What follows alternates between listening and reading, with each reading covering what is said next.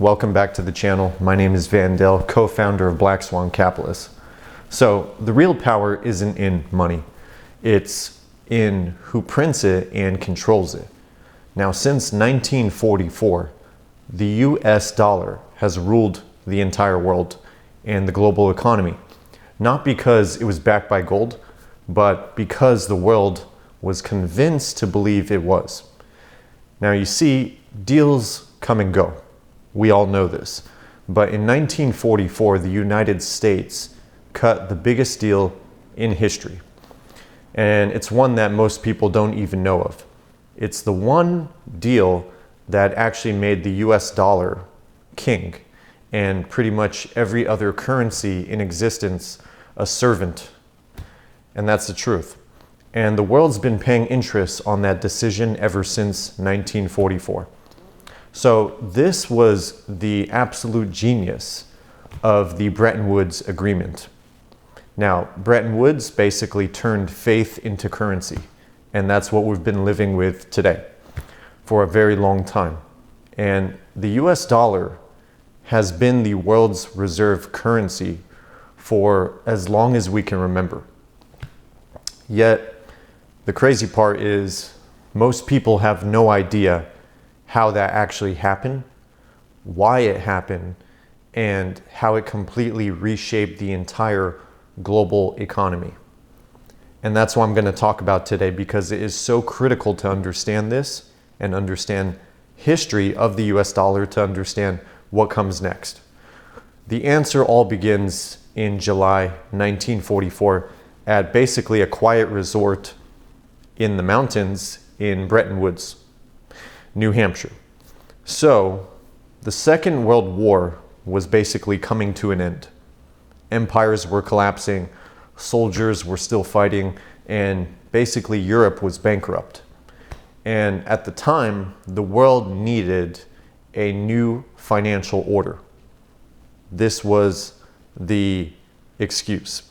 And the United States was the only nation at the time that was left with gold, industries, and stability at the time. So 730 delegates from 44 countries basically gathered in a secluded hotel, basically to decide how the world's financial system will work and come together once the war was over. And that's exactly what happened. So what came out of that secluded hotel meeting was the Bretton Woods Agreement. This is what it was called. It was basically the deal that turned the United States dollar, the US dollar, into the world's money. Now, in simple terms, what that means is the Bretton Woods Agreement was basically a deal to make the US dollar the world's reserve currency, the world's money. And essentially every other currency would basically tie its value to the dollar. And the dollar itself was tied to gold. This was the overall structure of the monetary system that was established. Now, the US basically promised that for every dollar floating around in circulation internationally, there would basically be real gold to back it up. Now, in order to manage this, they created the IMF, which is the International Monetary Fund, to basically oversee currency stability in the world. And they created the World Bank Group in order to fund reconstruction and development. Okay? Now, on paper, it was a really brilliant idea. Okay? It was about stability and cooperation amongst nations, and on the surface, their mission was actually noble. If you look at what they were trying to do, basically to build a new stable global financial system. And essentially, the end goal was to prevent another Great Depression. So, the interesting part here is the men in that room in Bretton Woods weren't actually planning peace. And this is the harsh truth. They were actually planning control. They called it a conference. But if you really understand what was going on, then you would understand that behind the scenes, behind the speeches, behind all the handshakes and the narratives, something very calculated was happening. And today, it has become very obvious and clear to anyone paying attention. It was basically a transfer of power that would define the next century. And it's something we're currently living through today because of that deal that took place in Bretton Woods. In reality, the entire deal gave the United States complete control over the entire global economy, control over currencies, trade, and basically the very foundation of the global economy, because every trade, every loan, and basically every barrel of oil depended on dollars, US dollars. And America controlled the dollars and the printing press. So it all came down to who controls the money and the printing press. And it's America. Now, America entered that room in Bretton Woods, basically holding all the cards.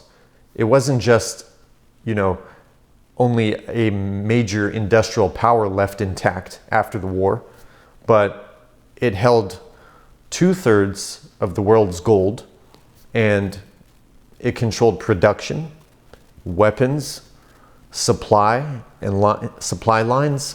Basically, America controlled everything.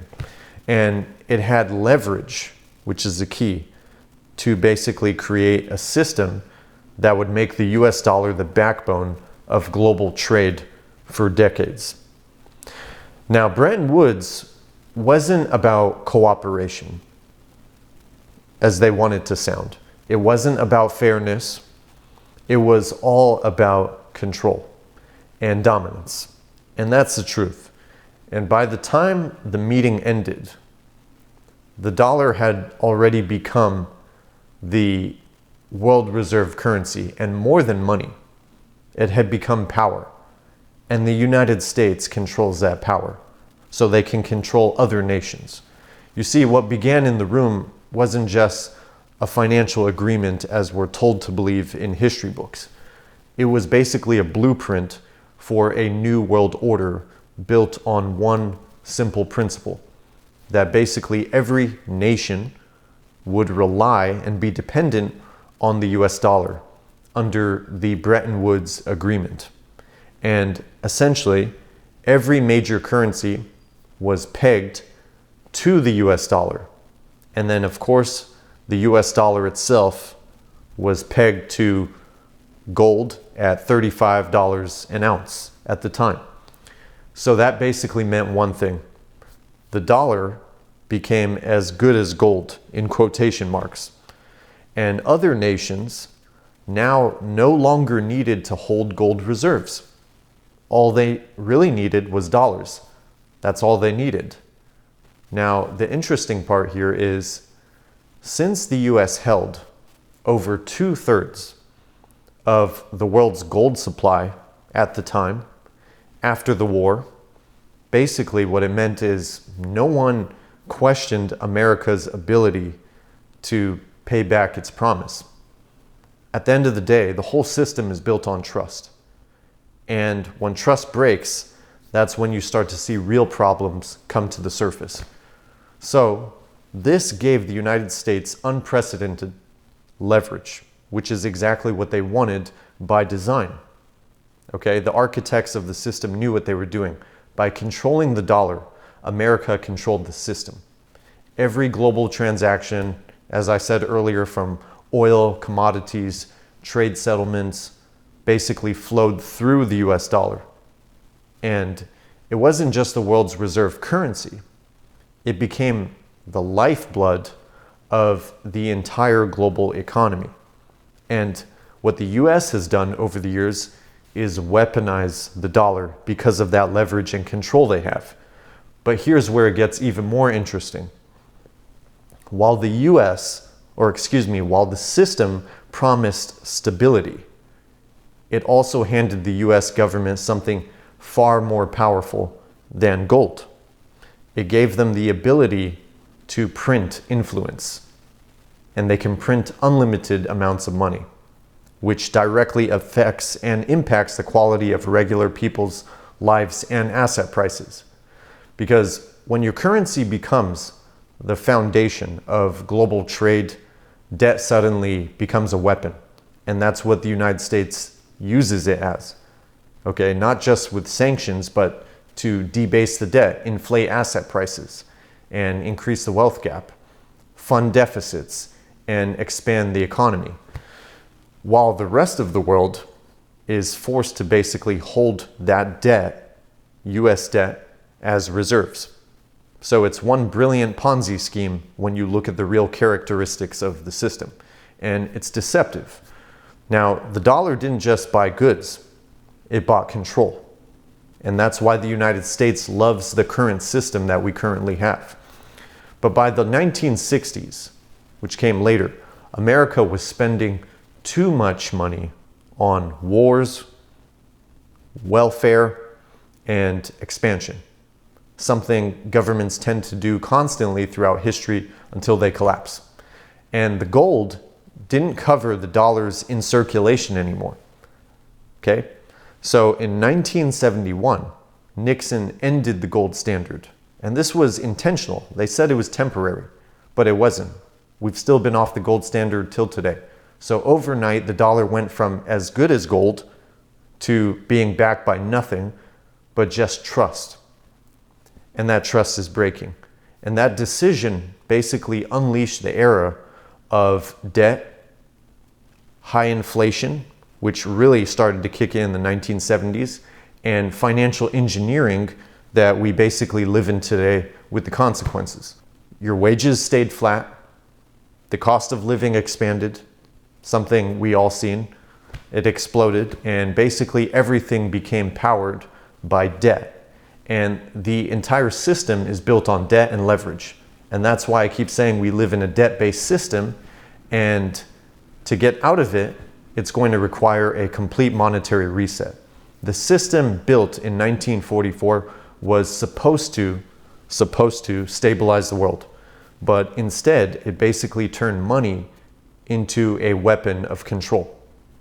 And the US uses it in that fashion. So one that still defines every nation, every market, every economy on earth. And so far, we've been on the trajectory heading towards a new Bretton Woods moment, it looks like. Now, before I continue, if you want access to how I'm positioning during this great wealth transfer we're living through and how I'm preparing for the next global financial reset, consider joining my financial market intelligence group.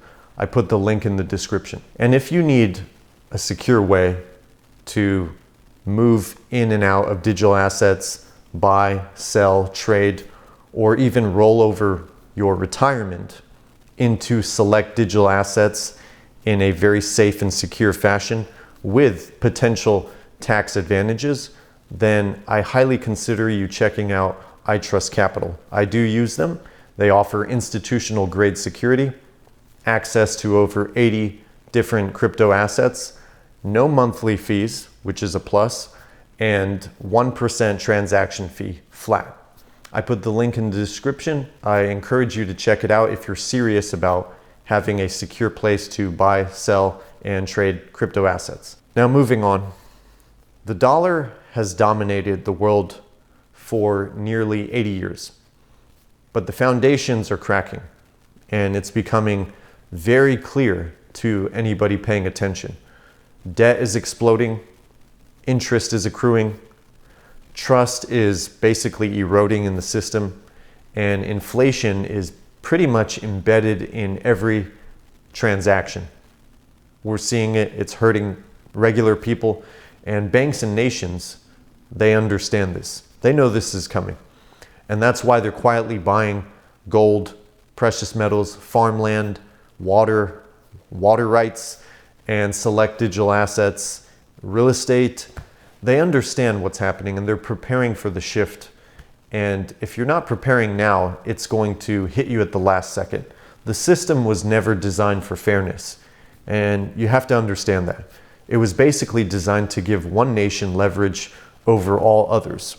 That's the current system we have.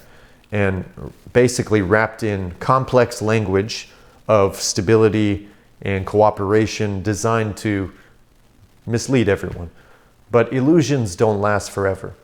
When faith fades, which is currently happening in slow motion, numbers begin to lose meaning, and people start to search for what's real.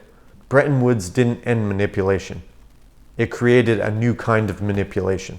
We're still living inside the same system. The question isn't whether it works, it's how long it can hold. And when it finally breaks, which it is, and it will, money will no longer measure value. It will measure trust. And that trust is running out. We're basically heading towards another Bretton Woods moment. A full reset, a global financial order, a new one that will be introduced to the public in the future, in the near future. The signs are already here. Debt is unpayable. Trust in fiat is going away. Buying power is declining very fast, and the world knows this, and the world is searching for a new standard of value.